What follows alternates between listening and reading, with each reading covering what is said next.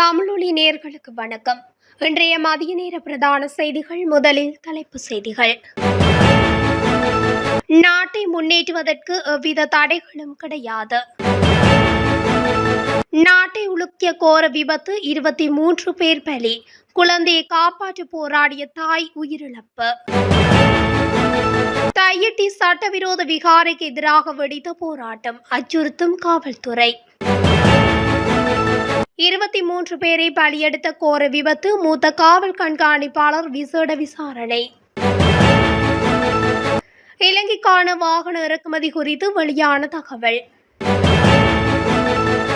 உடன் பிறந்த தம்பியால் கொடூரமாக கொல்லப்பட்ட அண்ணன், விசாரணையில் வெளியான பகீர் தகவல். யாழ் சிறைச்சாலையில் இருந்து 20 கைதிகள் விடுதலை. நுவரெலியா செல்லும் மக்களுக்கு முக்கிய அறிவிப்பு. கொட்டி தீர்க்க போகும் மழை, மக்களுக்கு விடுக்கப்பட்டுள்ள எச்சரிக்கை. தொடர்பான விரிவான செய்திகள். நாட்டை முன்னேற்றுவதற்கு எவ்வித தடைகளும் கிடையாது என ஜேவிபியின் பொதுச் செயலாளர் டில்வின் சில்வா தெரிவித்துள்ளார். இதுவரை காலமும் உள்ளூராட்சி மன்றங்களை நிறுவுவதில் சிக்கல்கள் காணப்பட்டதாக தெரிவித்துள்ளார். உள்ளூராட்சி மன்றங்களை துரித கதியில் நிறுவ வேண்டிய அவசியம் காணப்பட்டதாக குறிப்பிட்டுள்ளார். தேர்தலுடன் அந்த தேவையும் நிறைவேறியுள்ளதாக அவர் தெரிவித்துள்ளார். கிராமிய மக்களின் வறுமையை ஒழிப்பது, கிளீன் ஸ்ரீலங்கா திட்டத்தை அமல்படுத்துதல் உள்ளிட்ட பல்வேறு திட்டங்களை நடைமுறைப்படுத்துவது இனி சுலபமானது என டில்வின் சில்வா தெரிவித்துள்ளார். இதுவரை காலமும் உள்ளூராட்சி மன்ற உறுப்பினர்கள் செயற்பட்டு வந்த முறையை மாற்றியமைக்க நடவடிக்கை எடுக்கப்படும் என அவர் தெரிவித்துள்ளார். கல்வி, சுகாதாரம் உள்ளிட்ட அடிப்படை வசதிகளை மேம்படுத்துவதற்கு நடவடிக்கை எடுக்கப்படும் என அவர் உறுதிமொழி வழங்கியுள்ளார்.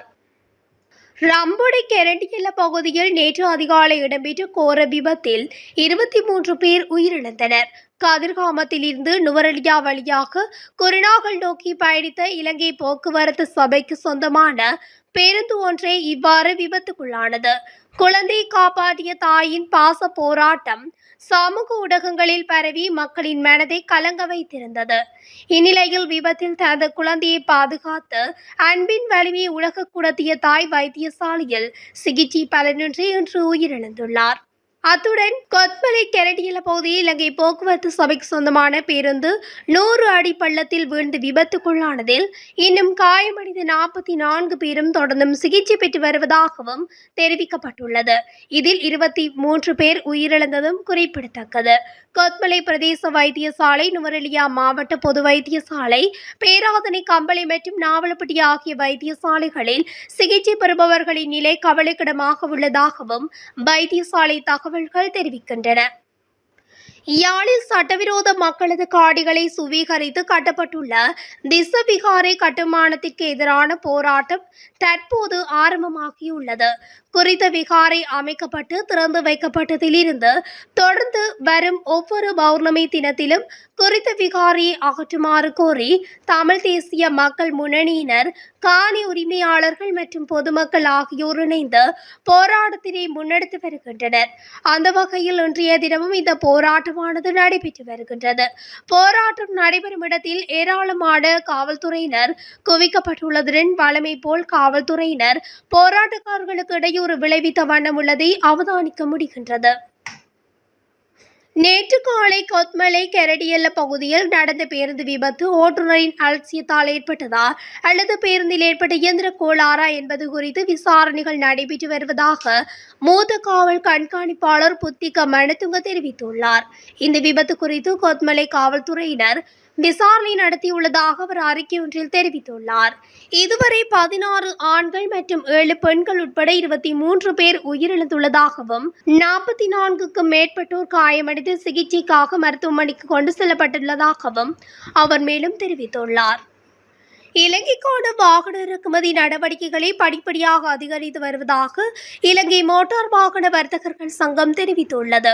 4 வருடங்களுக்கு பின்னர் இடைநிறுத்தப்பட்டிருந்த இறக்குமதி கட்டுப்பாடுகள் தற்போது தளர்த்தப்பட்டமையினால் வாகன இறக்குமதி துறையுடன் நன்மை அடைந்து வருகின்றதாகவும் சுட்டிக்காட்டப்பட்டுள்ளது. சர்வதேச ரீதியாக முன்னணியில் உள்ள வாகன உற்பத்தியாளர்களை பிரதிநிதித்துவப்படுத்தும் நிறுவனங்கள் இறக்குமதி தளர்த்தப்பட்டமை வரவேற்கத்தக்கது என குறிப்பிட்டுள்ளது. தெரிவித்துள்ளது. வாகன சந்தை நுட்பமான மீட்சி கட்டத்தில் உள்ளதனால் அவதானமாக செயற்பட வேண்டியது அவசியம் என இலங்கை மோட்டார் வாகன வர்த்தகர்கள் சங்கம் மேலும் தெரிவித்துள்ளது. இந்த நிலையில் அதிக இறக்குமதி வரிகள், வெளிநாட்டு நாணயத்துக்கான வரையறுக்கப்பட்ட அடக்குமுறை மற்றும் ஸ்திரமான நீண்டகால கொள்கைகளின் அவசியத்தன்மை போன்ற காரணிகள் தொழில்துறையின் வளர்ச்சியை பாதிப்பதாகவும் தெரிவிக்கப்பட்டுள்ளமை குறிப்பிடத்தக்கது. நுவரெலியா லிந்துலை பிரதேசத்தில் உள்ள வீடொன்றில் தம்பி தனது அண்ணனை மண்வெட்டியால் தாக்கி கொலை செய்துள்ளதாக லிந்துலை போலீசார் தெரிவித்தனர். இந்த கொலை சம்பவம் கடந்த சனிக்கிழமை இடம்பெற்றுள்ளது. கொலை செய்யப்பட்டவர் லிந்துலை பிரதேசத்தைச் சேர்ந்த 53 வயதுடையவர் ஆவார். இது தொடர்பில் தெரிய வருவதாவது, கொலை செய்யப்பட்ட அண்ணனும் சந்தேக நபரான தம்பியும் ஒரே வீட்டில் ஒன்றாக வசித்து வந்துள்ளனர். சம்பவத்தன்று அண்ணனுக்கும் தம்பிக்கும் இடையில் தகராறு ஏற்பட்டுள்ளது. தகராறு எல்லை மீறியதால் கோபமடைந்த தம்பி தனது அண்ணனை மண்வெட்டியால் தாக்கி கொலை செய்துள்ளார். இதனையடுத்து சம்பவ இடத்துக்கு விரைந்த போலீசார் சந்தேக நபரான தம்பியை கைது செய்துள்ளனர். வெசாக் தினத்தை முன்னிட்டு யாழ்ப்பாணம் சிறைச்சாலையிலிருந்து 20 கைதிகள் இன்று விடுதலை செய்யப்பட்டுள்ளனர். வெசாக் பண்டிகையை முன்னிட்டு ஜனாதிபதியின் பொது மன்னிப்பின் கீழ் நாடுபூராகவும் 388 சிறை கைதிகள் இன்று விடுதலை செய்யப்பட்டுள்ளனர். சிறு குற்றங்களுக்காக குறுகிய கால சிறை தண்டனை விதிக்கப்பட்ட கைதிகளே இவ்வாறு விடுதலை செய்யப்படுகின்றனர். அதன்படி யாழ்ப்பாணம் சிறைச்சாலையில் தடுத்து வைத்திருந்ததாக இருந்த 20 கைதிகளை இவ்வாறு விடுவிக்கப்பட்டுள்ளனர். கைதிகளை யாழ்ப்பாணம் சிறைச்சாலை அधीक्षक D.I. ஜெயவர்தன உள்ளிட்ட சிறைச்சாலை அதிகாரிகள் கைலாங்கு கொடுத்து வழி அனுப்பி வைத்துள்ளனர். நுவரெலியா நடைபெறும் அரச விசா கொண்டாட்டத்துக்கு செல்லும் மக்கள் பொலித்தீன் உள்ளிட்ட மக்காத பொருட்களை கொண்டு வருவதை தவிர்க்குமாறு கிளீன் ஸ்ரீலங்கா திட்டம் கேட்டுக்கொண்டுள்ளது. நாட்டு மக்கள் நமது பொறுப்பை நிறைவேற்ற கூட்டாக தலையிட்டு பொருத்தமான இடங்களில் குப்பைகளை அகற்றவும், சுற்றுப்புற சூழலின் தூய்மையை பாதுகாக்கவும் உயர்ந்தபட்ச கவனம் செலுத்த வேண்டும் என கோரிக்கை விடுக்கப்பட்டுள்ளது. நுவரெலியா மாவட்டத்தை மையமாக கொண்டு ஆரம்பமாகியுள்ள அரச விசாக் விழாவுடன் இணைந்து விழாவில் பங்கேற்கும் மக்களின் வசதிகளை மேம்படுத்துவதற்கும் கழிவுகளை நிர்வகிப்பதற்கும் கிளீன் ஸ்ரீலங்கா சிறப்பு திட்டத்தை முன்னெடுத்து வருகிறது. மே மாதம் 10ஆம் தேதி முதல் 16ஆம் தேதி வரை நடைபெறும் வெசாக் வாரத்துக்கு லட்சக்கணக்கான மக்கள் நுவரெலியாவுக்கு வருகை தருவார்கள் எனவும் எதிர்பார்க்கப்படுகிறது. இன்று முதல் நாட்டின் தென்மேற்கு பகுதியில் மழையுடனான வானிலை சற்று அதிகரிக்கும் என எதிர்பார்க்கப்படுவதாக வளிமண்டலவியல் திணைக்களம் எதிர்வு கூறியுள்ளது.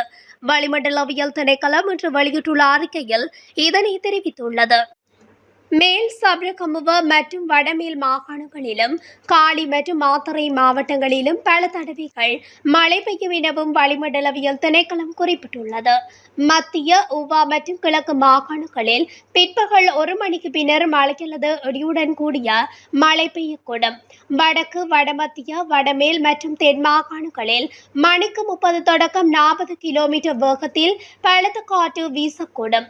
இடியுடன் கூடிய மழை பெய்யும் வேளைகளில் பிரதேசங்களில் தற்காலிகமாக பலத்த காற்றும் வீசக்கூடும்.